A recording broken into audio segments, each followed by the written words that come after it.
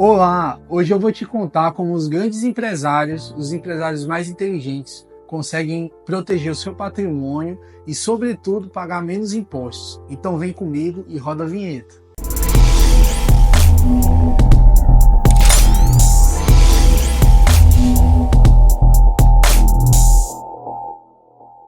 Muitos empresários construíram verdadeiros impérios, um vasto patrimônio com vários herdeiros, múltiplos CNPJs, e no final da vida esse patrimônio todo acaba se perdendo, porque hoje no Brasil os herdeiros precisam dispor de cerca de 1/5 de todo o patrimônio que foi constituído ao longo de uma vida inteira para que seja efetivado o inventário. No vídeo de hoje você vai entender como funciona o planejamento patrimonial por meio de holdings e como elas se difundiram no Brasil ao longo dos últimos anos, e como você pode utilizar esse instrumento, essa tecnologia jurídica estrategicamente para a tua empresa.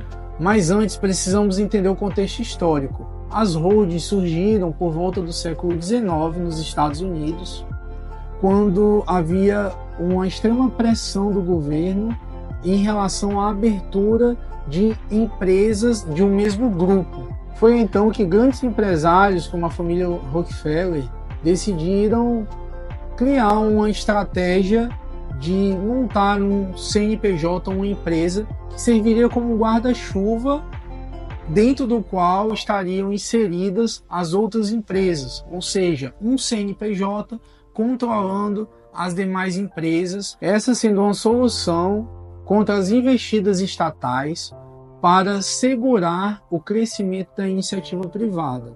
Quase 100 anos depois, entre as décadas de 60 e 70, iniciou-se a necessidade das grandes corporações de fazerem o mesmo aqui no Brasil. Assim, na década de 90, com a abertura da economia para investimentos do exterior, a inauguração do Plano Real e outras medidas que fomentaram a iniciativa privada, houve a disciplina, houve a regulamentação das holdings no Brasil.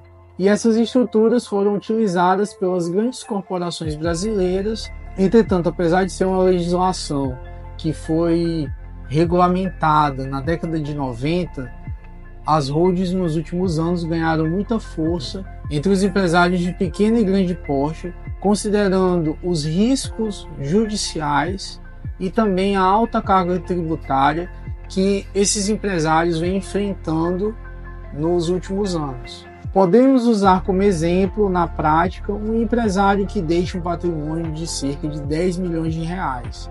Atualmente no Brasil, a família desse empresário precisa dispor de cerca de 20%, de cerca de 2 milhões de reais, para regularizar todo o patrimônio desse empresário após o seu falecimento.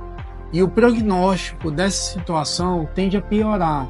Juristas já dizem, já preveem que a legislação vai endurecer mais ainda e que os herdeiros precisarão dispor de cerca de 40% do patrimônio da família para efetivar o inventário. Ou seja, a família desse empresário que deixou 10 milhões de reais em patrimônio terá que dispor cerca de 4 milhões para poder efetivar o seu inventário nos próximos anos.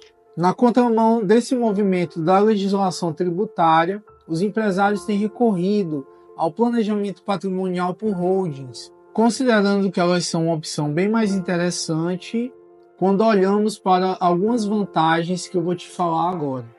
A primeira das vantagens, sem dúvida, é a redução da carga tributária e a redução dos custos de uma holding.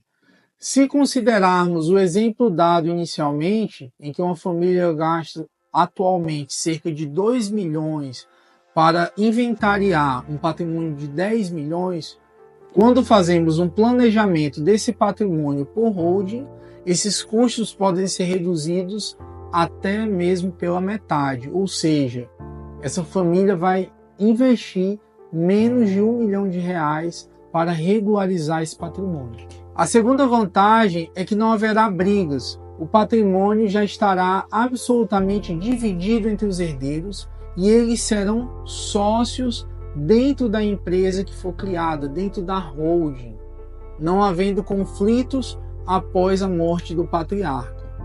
Mais uma das vantagens é que todo esse patrimônio estará guardado abaixo de um guarda-chuva, ou seja, esse empresário não será afetado pelas ações judiciais que porventura ele vier a sofrer, ou seja, o patrimônio que está dentro da holding está preservado a despeito de todos os riscos oferecidos no desempenho da atividade econômica e da atividade empresarial exercida dentro da iniciativa privada. Então, se antes esse mecanismo jurídico estava disponível tão somente para as grandes corporações, as grandes empresas, por exemplo, como o SBT, que tem uma holding desde os anos 90 e não teve nenhum tipo de disputa judicial ou de inventário, atualmente os pequenos e médios empresários também têm a possibilidade de usar esse recurso. Então é mito a gente falar que as holdings não são aplicáveis aos pequenos e médios empresários. É mito também falar que a Receita Federal vai de alguma forma aplicar multas ou aplicar algum tipo de sanção para as pessoas que usam o planejamento patrimonial a seu favor. Por último, uma das grandes objeções dos empresários é de que a formação da holding é algo muito complicado, muito elaborado e complexo. Mito também. Você pode procurar um especialista e fazer um diagnóstico do teu patrimônio para saber se faz sentido você realmente fazer esse planejamento patrimonial. Agora me diga uma coisa, se as grandes empresas já fazem isso, por que você não faria?